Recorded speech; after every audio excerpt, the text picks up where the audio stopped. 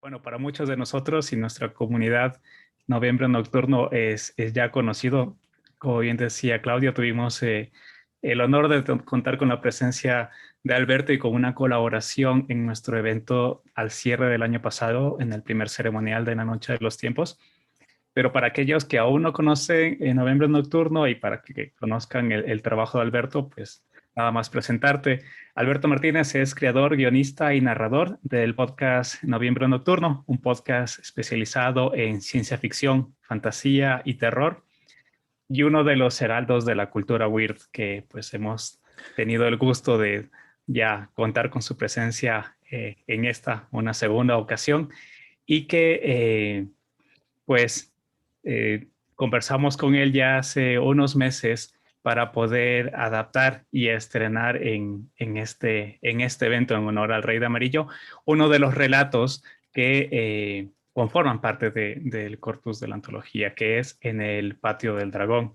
Eh, entonces, nada, con esa pequeña introducción, pues consultarte también, Alberto, también conocer un poco el proceso de creación del podcast. Bueno, tú lo habías ya radioficcionado antes a Chambers con El Signo Amarillo, entonces conocer también un poco más de tu experiencia en este proceso y también con la obra de Chambers. Bueno, pues siempre es un reto, ficcionar a Chambers. La verdad es que es un entorno el que crea, además en este caso el relato tiene un entorno sonoro muy llamativo.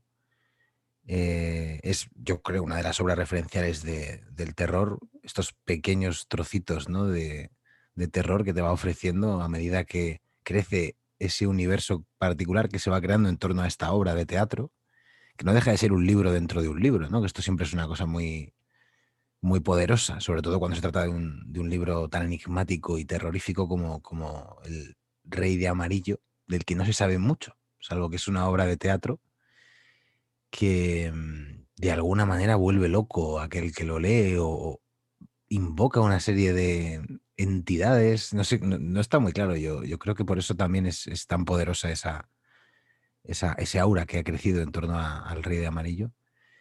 Y en cuanto al proceso de creación de los relatos, en este caso, bueno, yo siempre procuro abordar el texto con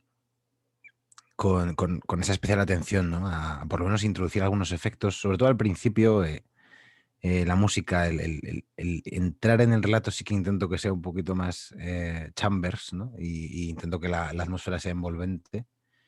Luego dejo que ya más que nada tengas la compañía del texto, ¿no? La voz en este caso narrando el texto. Y, y sí que procuro también que al final haya un momento un poco más potente. De hecho, bueno, el Patio del Dragón tiene un final brutal. Eso es lo que más intenté cuidar también. No os creéis que es fácil. No voy a decir mucho porque no quiero spoiler, pero sí es verdad que tiene una magia especial el cómo te mete en su atmósfera. Luego esa especie de confusión intermedia que tienen sus relatos y bueno, los finales que suelen ser también, no sé, yo creo que revolucionó mucho también la forma de entender lo que luego se llamó, ¿no? El horror cósmico. Es fundacional en todo esto del Rey de Amarillo. Creo que está impregnado en casi cualquier obra weird que haya habido después, de alguna manera. No sé cómo describirlo, pero tiene esa atmósfera, ¿no? Que luego se reclama en el mundo weird siempre, ¿no? Que cuesta mucho conseguir y que no deja de ser parte de un efecto que causa la literatura, que como siempre a veces parece algo un poco incierto, ¿no? Pero quizá tenemos más experiencia con el cine, con la música, ¿no? Que son también artes que generan mucha intensidad, ¿no? Por su formato también, ¿no?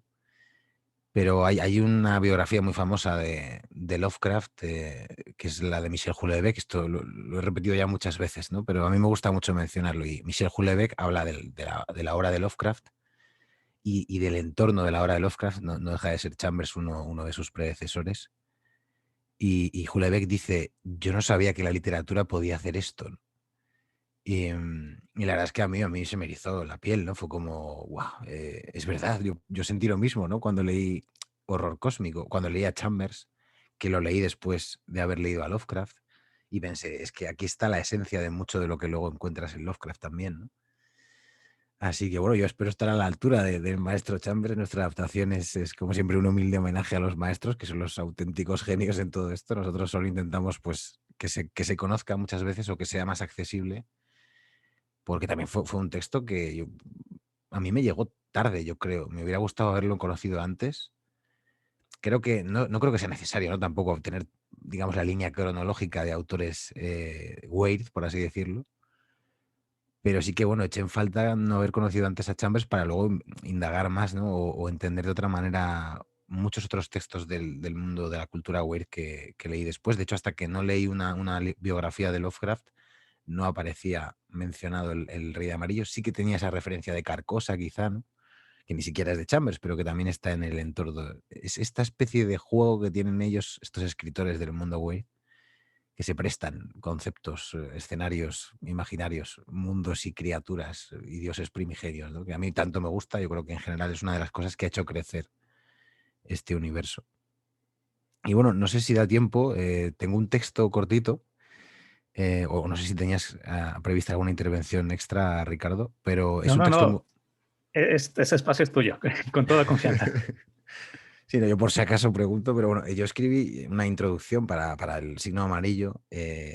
No llegó a publicarse en el podcast, creo. No sé si se escuchó más en vídeo, que sí que lo publicamos en YouTube y demás, pero bueno, creo que es una buena manera de entender la complejidad que tiene también, ¿no? El concepto de esta obra de teatro, que no queda muy claro qué pasa con ella, ¿no? Pero bueno, yo le escribí una pequeña introducción em, que me gustaría leeros en directo. No sé si es viable, os parece bien. Y creo que va a servir pues para enlazar con lo que será el relato de El patio del dragón. Así que si os parece, voy a ello. Por favor, con todo gusto. Vamos allá. Un desconocido entra en una librería. Está en el casco viejo de la ciudad, y allí los libreros son descuidados en el orden, pero meticulosos en su arte. Polvorientos volúmenes se amontonan a cada golpe de vista. Estanterías interminables se pierden al fondo salpicadas de escaleras. El olor a papel viejo, a tinta muerta, lo inunda todo. Estoy buscando un libro. Quizá lo conozca. El Rey de Amarillo se llama, dijo el desconocido. Por supuesto, la obra de Chambers. Creo que la tengo por aquí, respondió el librero. Pero el desconocido negó con la cabeza. No busco la obra de Chambers. Y entonces desplegó un antiguo y desgastado cartel que llevaba oculto bajo el gabán. Era el cartel de una obra de teatro. En la parte superior, en una tipografía extraña, se podía leer: El Rey de Amarillo, estreno en el Palacio Garnier, París, febrero de 1871. Y en ese instante, el gesto del librero se torció. Retrocedió casi inconscientemente. Se disculpó con la voz temblorosa y débil. Lo siento, pero creo que se confunde. Esa obra no existe. Es solo un mito. Y el siniestro visitante insistió y se aproximó cada vez más al librero, enrollando con elegancia y serenidad el viejo cartel de la obra de teatro. Usted y yo sabemos que esta obra está aquí en su sótano. Puedo sentirla en su estantería blindada, entre la filosofía de los viajes en el tiempo y la biografía de Herbert Quine. Démelo y no volveré a molestarle nunca. Y el misterioso visitante tenía razón. No volvió a molestarle nunca, porque el librero desapareció aquella fría noche parisina. Nadie supo más de él, y el Rey de Amarillo, el auténtico, sigue esperando en alguna parte a sus incautos lectores, en una ciudad sin nombre, en un tiempo sin historia. Fin.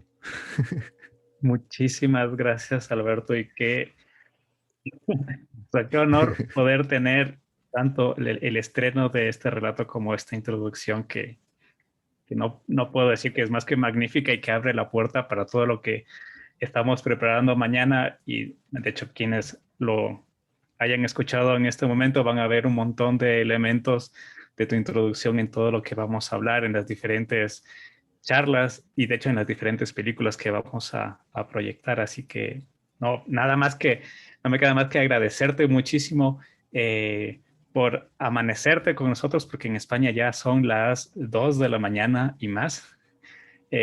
Para nosotros es un gusto muy grande y de hecho pues nos, nos llena de alegría saber que pues contamos contigo con todo el trabajo que haces y que como decía en tu presentación y conversábamos en diciembre, pues es un gusto tener a uno de los heraldos de la cultura weird que han trabajado durante ya varios años y que pues llevan a través de las ondas sonoras estas historias que nos permiten abrir nuevos mundos y descubrir nuevos Bueno, esto, dioses. esto ya lo hablamos en su momento, Ricardo, que esto no sé, no sé cómo llamarlo, un conciliábulo primigenio, que somos todos una familia, casi diría yo, por eso decía siempre, ¿no? Y además quería felicitaros a vosotros por el trabajazo enorme que se supone esto, que lo sé, que además el plantel es tremendo. Yo, bueno, personalmente también conozco a José Rodríguez Montejano y estaré encantado de escucharle mañana. Y bueno, de todo lo que habéis propuesto me parece magnífico. Yo soy un fanático de True Detective también. Y bueno, creo que, vamos, merecerá mucho la pena para los que estéis aquí en el chat. También nos mando un abrazo primigenio. Y nada, no sé si quieres que entremos ya de lleno con el patio del dragón o hagamos algo más, lo que Yo queráis. solo te voy a decir, Alberto, que rompiste corazones así a diestra y siniestra. O sea, por favor, ve los comentarios. Muy bien, muchísimas gracias, estuvo lindísimo. Y Gracias, gracias. tienes muchos entusiastas de este lado. Igualmente, ojalá eso, vuelvo a reiterarlo, ojalá pronto podamos reunirnos, cruzar el charco y estas cosas. Sí, igual nosotros, ojalá, bueno, hay un dato que me faltó mencionar. Alberto es parte del equipo que creó el Día del Tentáculo. Esperamos que haya una próxima edición. También un espacio donde pues se celebraba toda la cultura weird con charlas editoriales y pues cosas muy interesantes y que pues al igual que nos has acompañado, esperamos en algún momento nosotros poderlos acompañar allá en España. Así que pues me uno Sí, tus palabras ojalá, al final. ojalá que pronto, sí, a ver qué pasa con toda esta historia tan terrorífica, pero bueno, también eso, a pesar de todo, estamos cada vez más haciendo más cosas, ¿no? Quizá también esto ha contribuido a eso, ¿no? A que nos juntemos de forma virtual, por lo menos, unas veces. Y bueno, que ya sabéis que aquí estamos para lo que haga falta y encantados de participar siempre en la Noche de los Tiempos, que es un honor. Me quito el cráneo, como decían los antiguos escritores de cementerio. Muchísimas gracias. Igual sabes que cuentas con nosotros y pues es un gusto ser parte de esta familia primigenia que extiende sus tentáculos por todas partes. A cada lado del charco siempre hay nuevas cosas. Quizás solo un pequeño detalle antes de iniciar la radioficción, que puedas comentar a todos los participantes, algunos que aún no conocen Noviembre Nocturno, dónde pueden encontrar los podcasts, en qué canales, qué proyectos hay, porque Se me es el olvidaba, momento Ricardo, tío. idóneo. Sí, bueno, lo más importante, ya sabéis, es nuestro podcast de iVoox, que es una web muy conocida de compilación de todo tipo de programas de radio, pero bueno, ahí ponéis simplemente en Noviembre Nocturno y os aparece todo el listado de nuestras ficciones sonoras, adaptaciones de autores antiguos, nuevos, nuestros propios textos también. Y luego, bueno, nos pueden encontrar en redes sociales, en YouTube, en Facebook, en Twitter, en Instagram. Ahora estamos empezando a hacer mucho Twitch, si les gusta la lectura en directo, como esto que hemos hecho ahora. Yo suelo hacer bastante a menudo. También hacemos mucho debate sobre narrativa en El vuelo del cometa con Álvaro Aparicio, Miguel Garrido, Diego Soler, de La Tortulia Podcast. Y invitadísimos estáis a todo. Ya sabéis que luego también tenemos un taller de escritura y demás con Álvaro en Patreon, con que busquéis Vuelo del Cometa, por si os gusta también este mundillo y poco más. Yo, por mi parte, simplemente comentar que es para mí un enorme honor y un placer que tengamos todo este apoyo del público, porque el podcast funciona con mecenazgo y nos está permitiendo sobrevivir en tiempos muy, muy duros. Y sobre todo, bueno, haciendo esto, ¿no? Que al final es una comunidad la que sostiene todo esto y nos está permitiendo también, en perspectiva, hacer muchos proyectos de futuro. O sea, que yo creo que, bueno, hay que hacerlo, hay que unirse, ¿no? Ricardo, Vera, Claudia, solo me queda daros las gracias otra vez y, bueno, invitar a toda la gente que está en el chat a que se unan a este viaje por las entrañas de la oscuridad del maestro Chambers. A ver hasta dónde nos lleva el agujero de gusano, amigos. Muchísimas, muchísimas gracias, Alberto. Y con todo esto y agradeciéndote por estar aquí de nuevo con nosotros, pues invitarles a todo el público que disfrute este estreno mundial de esta colaboración con Noviembre Nocturno y de este relato del Rey de Amarillo para que alisten motores para todo lo que viene el día de mañana. Alberto, si nos haces así como el honor de presentar tu radioficción, nos encantaría. De tu viva voz, sí, que todos amamos, ¿no? Pues con todos ustedes, amigos, el patio del dragón, del maestro Chambers.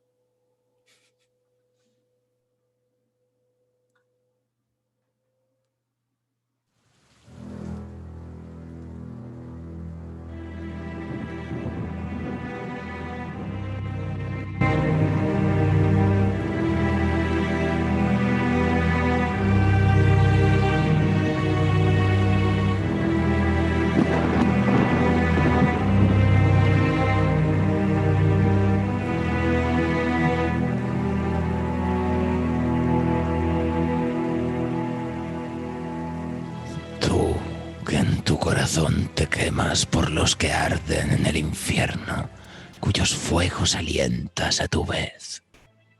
¿Cuánto cundirá el grito? Tened piedad de ellos, Dios mío. Vaya, pero ¿quién eres tú para enseñar y el buen Dios para aprender?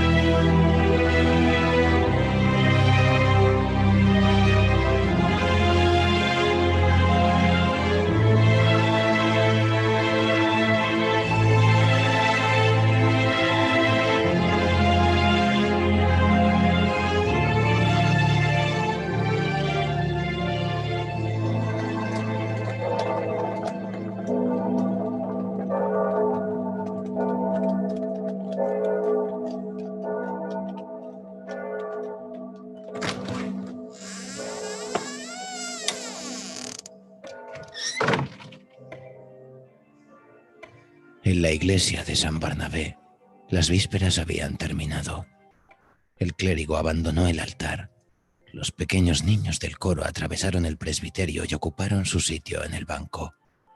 Un suizo de rico uniforme avanzó por el pasillo del sur haciendo resonar su bastón cada 4 pasos sobre el suelo de piedra. Tras él venía ese elocuente predicador y buen hombre que es Monseñor C. Mi asiento se encontraba cerca de la baranda del presbiterio. Me volví hacia el extremo este de la iglesia. Los demás, entre el altar y el púlpito, se volvieron también. Hubo algún arrastrar de pies y crujir de telas mientras la congregación se acomodó nuevamente. El predicador subió al púlpito y el órgano se acalló. Siempre me había parecido sumamente interesante la música del órgano de San Barnabé. Erudita y científica, era demasiado para mis escasos conocimientos, pero expresaba una vívida inteligencia, si bien fría. Además, poseía la francesa cualidad del gusto. El gusto reinaba supremo, autocontrolado, digno y reticente. Hoy, sin embargo, desde el primer acorde había sentido un cambio para peor, un cambio siniestro. Durante las vísperas había sido principalmente el órgano del presbiterio el que había apoyado el hermoso coro, pero de vez en cuando, de modo del todo caprichoso, según parecía, desde la galería del oeste donde se encontraba el gran órgano, una mano pesada había irrumpido en la iglesia, alterando la serena paz de esas diáfanas voces. Era algo más que aspereza y disonancia, y delataba no poca habilidad. Mientras irrumpía una y otra vez, recordé lo que mis libros de arquitectura decían acerca de la antigua costumbre de consagrar el coro no bien se edificaba, y la nave, que se terminaba a veces medio siglo más tarde, a menudo quedaba sin bendición alguna. Me pregunté fantasioso si no sería ese el caso de San Barnabé, y si algo que no debía ser advertido se habría apoderado de la galería del oeste. Había leído que tales cosas sucedían también, pero no en obras de arquitectura. Entonces recordé que San Barnabé no tenía mucho más de 100 años, y me sonreí ante la incongruente asociación de las supersticiones medievales con esa animada obra del rococó del siglo XVIII. Pero ahora las vísperas habían terminado y deberían haber seguido unos pocos acordes tranquilos, adecuados para acompañar la meditación mientras esperábamos el sermón. En lugar de ello, la discordancia en el extremo inferior de la iglesia irrumpió junto con la partida del clérigo, como si nada pudiera controlarla. Pertenezco a la especie de una generación más antigua y simple, a la que no le gusta buscar en el arte sutilezas psicológicas. Y me he negado siempre a encontrar en la música algo más que melodía y armonía. Pero sentí que en el laberinto de sonidos que salían de ese instrumento se perseguía a alguien. Arriba y abajo los pedales iban tras él, mientras el teclado bramaba su aprobación. Pobre diablo. Quien quiera que fuese no parecía tener esperanzas de escapatoria. Mi fastidio nervioso transformóse en enfado. ¿Quién era el que estaba haciendo eso? ¿Cómo se atrevía a tocar así en medio del servicio divino? Miré a la gente que me rodeaba. Nadie parecía perturbado para nada. Las plácidas frentes de las monjas arrodilladas, vueltas todavía hacia el altar, no habrían perdido nada de su devota abstracción bajo la pálida sombra de sus blancos tocados. La elegante señora a mi lado miraba expectante a Monseñor C. Por lo que su cara delataba, el órgano podría haber estado tocando un Ave María. Pero ahora, por fin, el predicador había hecho el signo de la cruz y ordenado el silencio. Me volví hacia él de buen grado. Hasta entonces no había hallado el descanso que buscaba al entrar a San Barnabé esa tarde. Estaba agotado por 3 noches de sufrimiento físico y perturbación mental. La última había sido la peor, y era un cuerpo exhausto y una mente obnubilada, aunque agudamente sensitiva, lo que había llevado a mi iglesia favorita para su curación, porque había estado leyendo El Rey de Amarillo. El sol se eleva, ellos se reúnen y yacen en sus cubiles. Monseñor C. pronunciaba su texto con voz serena, mirando con calma a la congregación. Dirigí la mirada, no sé por qué, al extremo inferior de la iglesia. El organista salía detrás de los tubos y al pasar por la galería lo vi desaparecer por una pequeña puerta que conduce a unas escaleras que descienden directamente a la calle. Era un hombre delgado y tenía la cara tan blanca como negro era su abrigo. De buena nos libramos, pensé. Vaya música tan maligna. Espero que tu asistente improvise el final. Con un sentimiento de alivio, un profundo y calmo sentimiento de alivio, me volví hacia la humilde cara en el púlpito y me dispuse a escuchar. Aquí, por fin, estaba la paz mental que anhelaba. «Hijos míos», decía el predicador, Hay una verdad que el alma humana encuentra la más difícil, que nada tiene que temer. Nunca aprende que nada puede dañarla realmente. Curiosa doctrina, pensé, para un sacerdote católico. Veamos cómo reconcilia eso con los padres. Nada puede realmente dañar el alma, prosiguió con sus tonos más serenos y claros. ¿Por qué? Pero no oí el resto. Mi mirada abandonó su cara, no sé por qué razón, y buscó el extremo inferior de la iglesia. El mismo hombre salía de detrás del órgano y avanzaba por la galería siguiendo el mismo camino. Pero no había tenido tiempo de volver, y si hubiera vuelto lo habría visto. Sentí un ligero escalofrío y el corazón me dio un vuelco. Y sin embargo, sus idas y venidas no eran nada que me concerniera. Lo miré. No podía apartar la mirada de su figura negra y su cara pálida. Cuando estaba exactamente frente a mí, se volvió y lanzó a través de la iglesia directamente a mis ojos una mirada de odio intenso y mortal. Jamás he visto otra igual. Quiera Dios que jamás vuelva a verla. Luego desapareció por la misma puerta por la que lo había visto partir hacía menos de 60 segundos. Traté de ordenar mis pensamientos. Mi primera sensación fue como la de un niño muy pequeño que se ha lastimado y demora el aliento para echarse a llorar. Descubrirme de pronto el objeto de un odio tal era exquisitamente doloroso. Y ese hombre era un perfecto desconocido. ¿Por qué me odiaba así? A mí, a quien jamás había visto antes. Por un momento todas mis otras sensaciones se mezclaron con esta angustia. Aún el miedo estaba subordinado a la pena, y por ese momento no abrigué la menor duda, pero empecé a razonar, y una sensación de incoherencia vino en mi ayuda. Como he dicho, San Barnabé es una iglesia moderna. Es pequeña y bien iluminada. Uno la abarca toda casi de una mirada.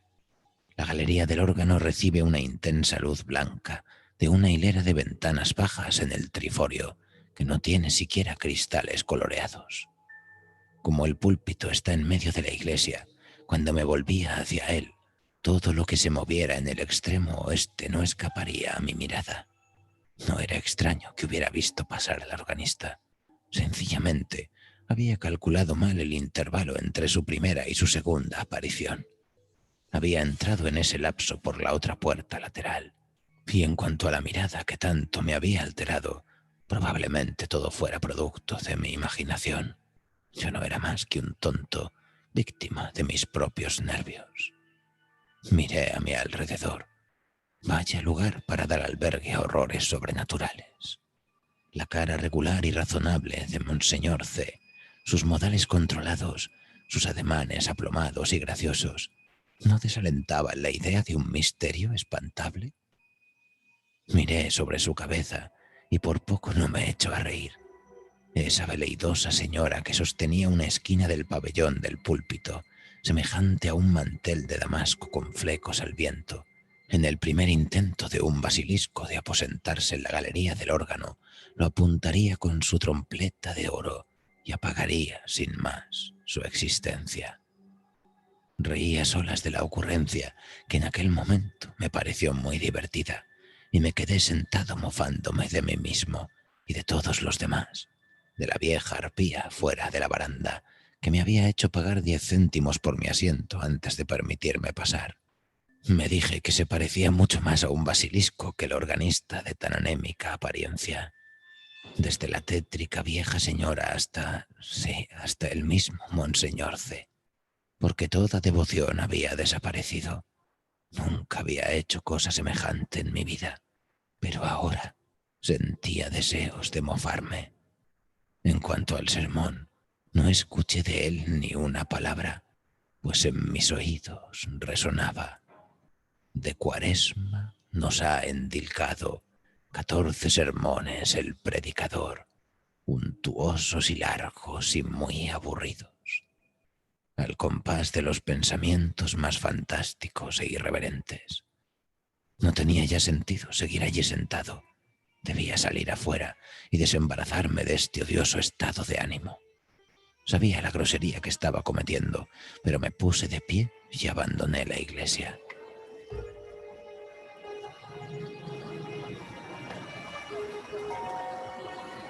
El sol primaveral brillaba en la calle San Onofre mientras bajaba corriendo la escalinata de la iglesia. En una esquina había una carretilla llena de junquillos amarillos, pálidas violetas de la Riviera, oscuras violetas rusas y jacintos romanos blancos en medio de una nube dorada de mimosas. La calle estaba llena de gente endomingada en busca de placer. Hice girar mi bastón y reí junto con ellos. Alguien me alcanzó y siguió de largo. No se volvió, pero había en su pálido perfil la misma malignidad mortal que la que había habido en sus ojos. Lo observé mientras estuvo al alcance de mi vista. Su espalda estrecha expresaba la misma amenaza. Cada paso que lo separaba de mí parecía llevarlo a cierto cometido relacionado con mi destrucción. Avancé arrastrándome. Mis pies casi se rehusaban a transportarme. Empezó a despertar en mí cierto sentimiento de responsabilidad por algo desde hacía mucho tiempo olvidado. Empezó a parecerme que merecía aquello con lo que me amenazaba. Era algo que remontaba hasta muy atrás. Había permanecido dormido todos estos años y estaba allí, sin embargo, y no tardaría en surgir y enfrentarme, pero intentaría escapar. Avancé con dificultad lo mejor que pude por la calle de Rivoli y a través de la Place de la Concorde hasta el quai. Miré con ojos enfermos el sol, que brillaba a través del rocío blanco de la fuente, derramado sobre las espaldas de oscuro bronce de los dioses fluviales, en el extremo lejano del arco, una estructura de niebla amatista en los incontables panoramas de tallos grises y de ramas desnudas ligeramente verdes. Entonces lo vi venir nuevamente por la alameda de nogales del Cours de la Reine. Abandoné la vera del río, me interné ciegamente en los campos elíseos y me dirigí hacia el arco. El sol de poniente iluminaba el césped verde de la rotonda y en pleno resplandor él estaba sentado en un banco rodeado de niños y de madres. No era más que un ocioso en domingo, como los demás, como yo mismo. Pronuncié las palabras casi en voz alta, sin cesar de contemplar el odio maligno que había en su rostro, pero él no me miraba. Pasé arrastrándome a su lado y avancé con pies de plomo por la avenida. Sabía que cada vez que lo encontrara, el cumplimiento de su cometido y mi destino estarían más cerca, y aún trataba de salvarme. Los últimos rayos del sol poniente se vertían a través del gran arco. Pasé bajo él y me lo encontré cara a cara. Lo había dejado muy atrás en los campos elíseos y sin embargo venía con un montón de gente que volvían del Bois de Boulogne. Se me acercó tanto que me rozó. Sentí su frágil estructura, como de hierro, dentro de su floja cobertura negra. No daba muestras de prisa ni de fatiga, ni de sentimiento humano alguno. Todo su ser no expresaba más que una cosa: la voluntad y el poder de hacerme daño.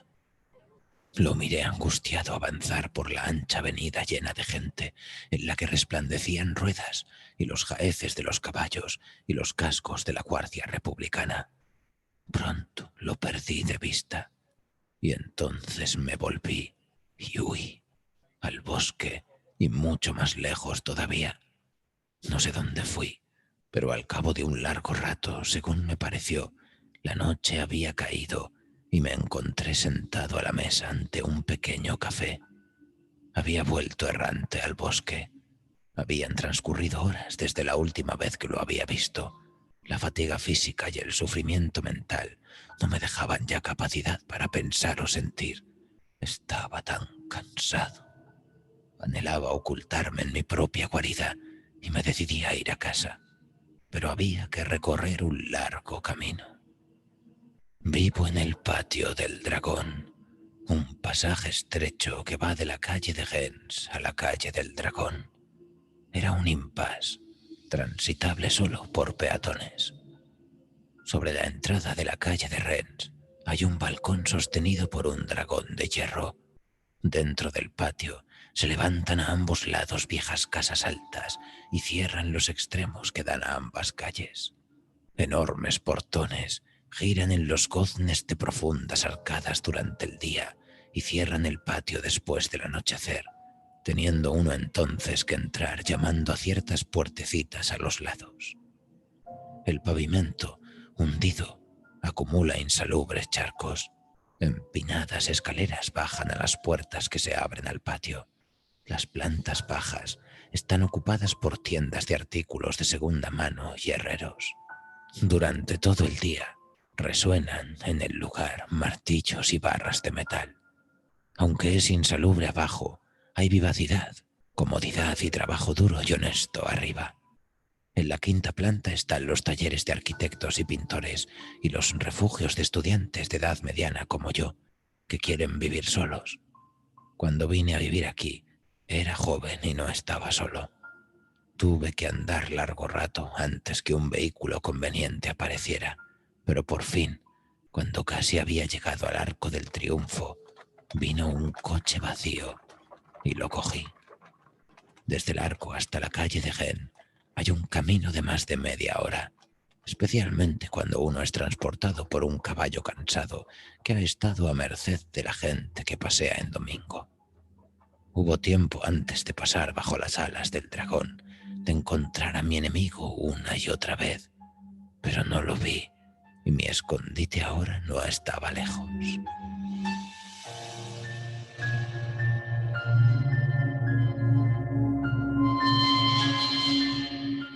Ante el portón estaba jugando un grupo de niños. Nuestro conserje y su mujer estaban entre ellos con su perro de lanas negro manteniendo el orden. En la acera, algunas parejas estaban distraídas. Segundos después, entré apresuradamente. Todos los habitantes del patio habían salido a la calle. El lugar estaba completamente desierto, iluminado por unas pocas linternas que colgaban desde lo alto y en las que el gas ardía opacado.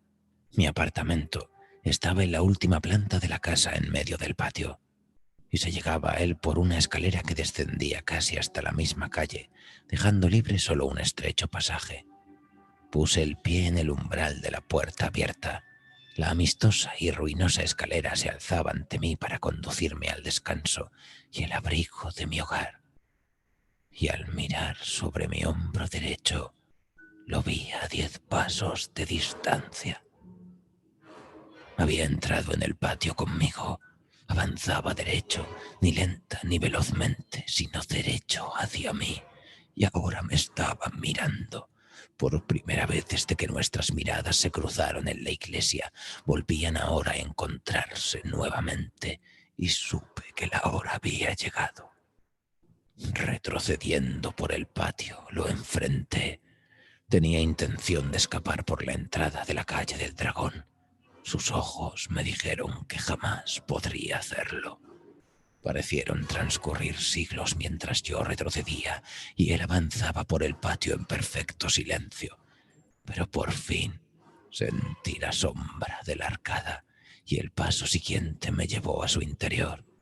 Había tenido intención de volverme aquí y de un salto huir a la calle, pero la sombra no era la de una arcada, era la de una bóveda.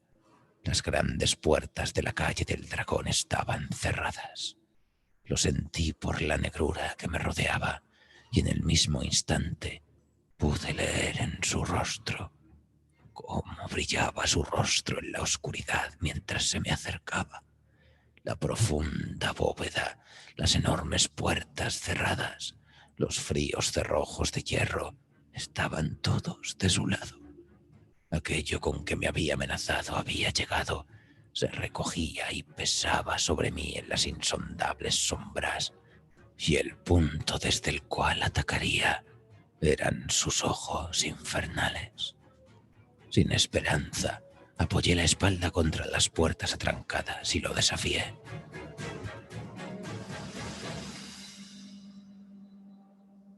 Hubo un arrastrarse de sillas en el suelo de piedra, un crujir de vestidos al ponerse la congregación de pie. Podía oír a la guardia suiza en el pasillo sur que precedía a Monseñor C. al dirigirse a la sacristía.